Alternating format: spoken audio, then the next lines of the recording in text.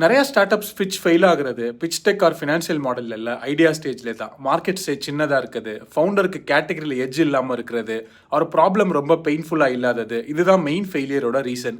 இதில் முக்கியமான விஷயம் என்னன்னா, ஒரு குட் பிஸ்னஸ்க்கும் வெஞ்சர் ஸ்கேல் பிஸ்னஸ்க்கும் நிறைய வித்தியாசம் இருக்குது. ஒரு குட் பிஸ்னஸ்னா அது ப்ராஃபிட் மேக் பண்ணி ஃபவுண்டர்ஸை வெல்த்தியாக்கும். எக்ஸாம்பிள், ப்ராஃபிட்டபிளான restaurant chain, boutique consulting firm, logistic company.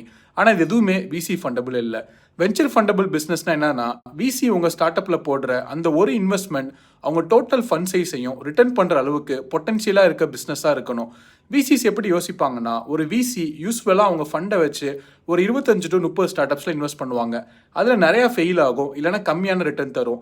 So அவங்க மேத் எப்படி இருக்குன்னா, நான் உங்கள் கம்பெனியில் போடுற அந்த ஒரு இன்வெஸ்ட்மெண்ட் என்னோட டோட்டல் ஃபண்ட் சைஸையும், ஃபார் எக்ஸாம்பிள் அவங்க டோட்டல் ஃபண்ட் சைஸ் 500 கோடினா அந்த முழு 500 கோடியையும் திருப்பி தருமா அப்படிங்கிறத தான் மெயினாக அவங்க பார்ப்பாங்க. அந்த 25 to 30 இன்வெஸ்ட்மெண்ட்ஸில் 1-2 தான் அந்த அளவுக்கான பெருசாக ஒர்க் ஆகி டோட்டல் ஃபண்டையும் திருப்பி தரும். இதுக்கு பேர் தான் பவர்லா. உங்கள் ஸ்டார்ட் அப்போட மேக்ஸிமம் பொட்டன்ஷியல் வேல்யூவே 50 கோடினா நீங்கள் அந்த பவர்லா மேத்துக்கு செட் ஆக மாட்டீங்க. ஸோ விசி செக் கிடைக்காது.